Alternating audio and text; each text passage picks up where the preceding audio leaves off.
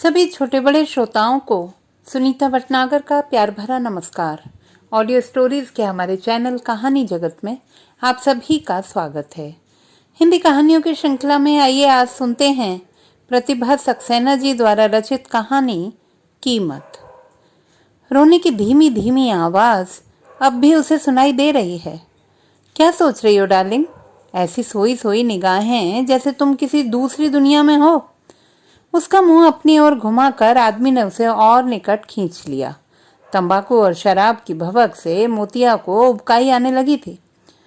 रात काफी बीत चुकी थी। 1 बजा होगा। उसने सोचा, इन आदमियों को नींद नहीं आती। फिर स्वयं को समझाया उसने, पैसा दिया है तो उसकी कीमत तो वसूल करेगा ही। उसके दबाव से छुटकारा पाने के लिए उसने पूछा, पानी लेंगे? पानी? कीचड़ से भरी आंखें मिचमिचाकर भरभराती आवाज में वह बोला, हम पानी नहीं पीते डार्लिंग, हमारी प्यास तो उससे बुझती है। उसने बोतल की ओर इशारा किया। और तुम्हारे शबाब से। अच्छा चलो 1 पैग और पिला दो। वह कपड़े संभाल कर उठी। और शराब और नशा और वहशीपन, होश में रहते हुए भी कौन सी कसर छोड़ देते हैं जो शराब पी पी कर और दरिंदे बन जाते हैं। गिलास पकड़ाते पकड़ाते उसे लगा बच्चे के रोने की आवाज और धीमी हो गई है। कहाँ तक रोएगा? थक गया होगा। रोते रोते गला सूख रहा होगा। 5 महीने का कमजोर सा बीमार बच्चा 9 बजे से अकेला पड़ा है। मन रो उठा मोतिया का। रोने की आवाज बार बार रुक जाती थी, फिर धीमे धीमे सुनाई देने लगती थी। यह आदमी क्या बहरा है? इसे कुछ सुनाई नहीं देता? पर इसका ध्यान जाएगा ही क्यों? बच्चा दूसरे कमरे में, दरवाजा बंद है।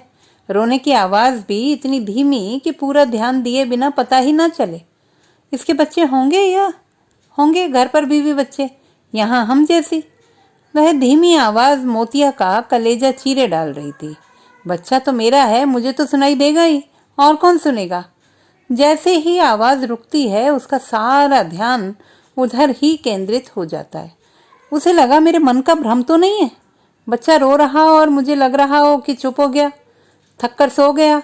नहीं, सोएगा कैसे? भूखा जो है। 8 बजे दूध पिलाया था।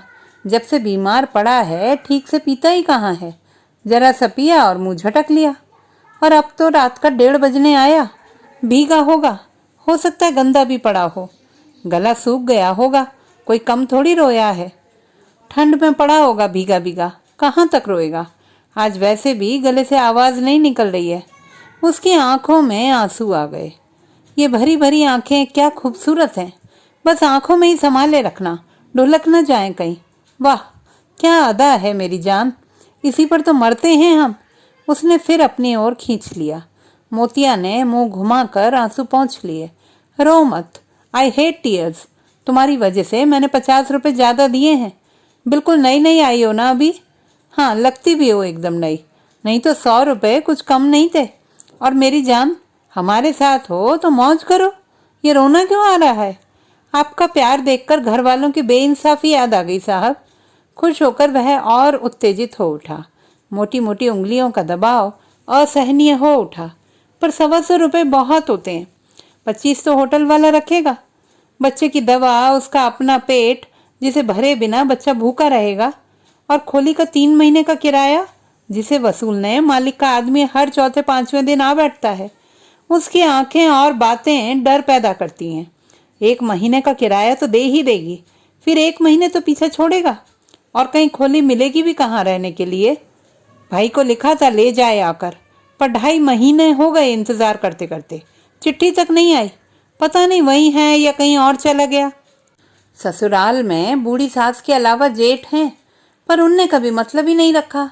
यहीं रहना है मोतिया को तो कोई काम ढूंढ लेगी। शुरू शुरू में 4-6 दिन पास पड़ोसियों ने पूछा, पर वे भी कितना करते। सबके अपने अपने रोने। खोली के बाहर नए नए चेहरे दिखाई देने लगे हैं। उसे देखकर मुस्कुराते हैं, गाते हैं। किससे कहे मोतिया? बच्चे को लेकर चुपचाप पड़ी रहती है। हमें खुशी चाहिए, पैसे दिए हैं मुंह लटकाने के लिए नहीं। वह मुस्कुरा दी। शराब का भपका फिर जैसे सिर में चढ़ा चला जा रहा था। वह मुंह घुमाती है पर मोटा सा हाथ उसका मुंह अपनी ओर घुमा लेता है।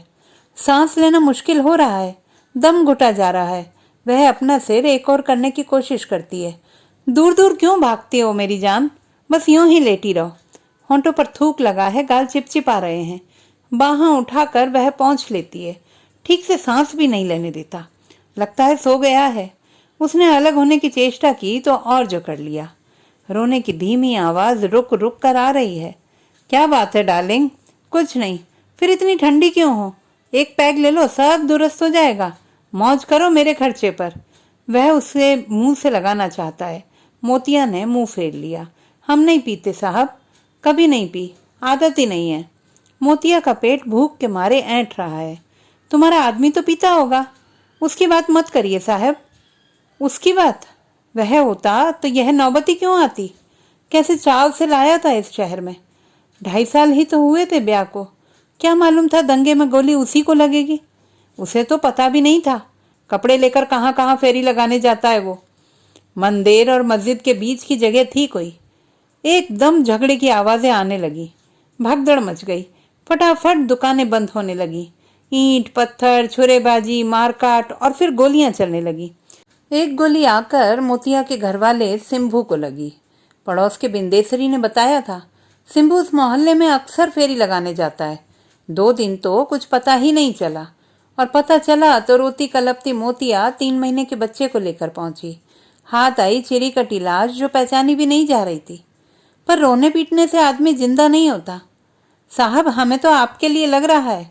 घर पर किसी ने खाली पेट पीने को मना नहीं किया? बस बस, अब खाली पेट नहीं, कुछ खाने को मंगाओ, खाओ। तब तुम भी खाओगी? वह खुश होकर बोला। खाली पेट तो बस रोना आएगा, फिर बच्चे का पेट भी तो भरना है। हाँ हाँ, आपका साथ फिर कौन देगा? लो अभी मंगाता हूँ। फौरन बैरे को ऑर्डर दिया। 2 प्लेट बढ़िया खाना फौरन लेकर आओ। वाह खाना खाती है, खिलाती भी है। खुश हो रहा है वह। मोतिया उसके चेहरे को देखती है। लाल लाल आंखें, चारों ओर कालिक, देखकर मन खराब हो गया। चलो थोड़ी देर और सही, अब तो पेट भरा है। कहाँ तक नहीं सोएगा? आज छुट्टी मिल जाए बस, बच्चे को संभाल लेगी। बस कल उसकी दवा और दूध की बात है, फिर तो कहीं काम ढूंढ लेगी। चौका बर्तन कुटना पिसना सब करेगी। इस होटल में कभी नहीं आएगी। होटल वाला तो कब से बुला रहा था, वही तैयार नहीं होती थी। पर भूख और बच्चे की बीमारी ने लाचार कर दिया। तब मजबूर होकर खुद आई। बच्चे को हर कीमत पर जिंदा रखना है। चल अकल तो आई तुझे, होटल वाले ने कहा था। बच्चे को पास के स्टोर में सुलाने की व्यवस्था भी कर दी थी। आ जाए कर मोती, किसी को पता नहीं चलेगा। आखिर को जिंदा तो रहना है। अचानक मोतिया को बड़ा सन्नाटा लगने लगा। कान लगाकर सुना, नहीं, आवाज नहीं आ रही है। सो गया? थककर चुप हो गया क्या? शायद रोते रोते गला बिल्कुल बैठ गया। आवाज बिल्कुल नहीं सुनाई दे रही है। ध्यान से सुनने की कोशिश करती है। नहीं, सिसकी भी नहीं, बिल्कुल शांति। थोड़ा थोड़ा खिसक कर वह उठकर खड़ी हो जाती है। कहीं चेत ना जाए, नहीं तो फिर टूट पड़ेगा। जानवर भी ऐसे नहीं होते, गिद्ध है गिद्ध। आदमी ने करवट बदली, मुंह खुल गया, लार बह चली। घिना कर मोतिया परे हट गई। स्थूल शरीर, विकृत चेहरा, घृणा हो आई उसे। भरभराती आवाज आई, कहाँ चली जान? बड़ा जुल्म किया है साहब, अंग अंग चटका जा रहा है।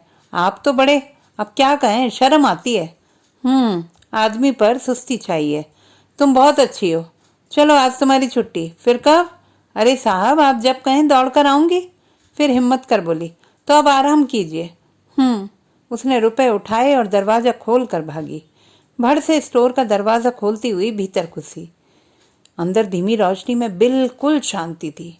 झुककर जमीन पर बिछी चौतहा चादर टटोली, सारे कपड़े भीगे हैं। कितना ठंडा हो गया, एक तो सर्दी, ऊपर से भीगे कपड़े। उसने बच्चे को उठाकर पेट से लगा लिया। कहीं कोई हरकत नहीं, हिलाया डुलाया, कुछ अंतर नहीं पड़ा। उसने झट से उसे चादर पर रखा। सिर एक ओर लुढ़क गया, हाथ पांव अकड़े हुए, स्पंदनहीन, निर्जीव।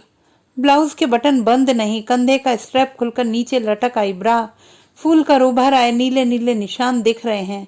ढीले से पेटीकोट में घुरसा साड़ी का वह कोना, बाकी देहरी के बाहर घिसटती पड़ी हुई। रुपए हाथ से गिरकर बिखर गए। वह आंखें फाड़े बच्चे की लाश को घूरे जा रही है। तो दोस्तों, ये थी हमारी आज की कहानी। आपको कैसी लगी कमेंट बॉक्स में लिखना ना भूलें। चैनल को सब्सक्राइब करें, लाइक करें और मित्रों के साथ शेयर करें।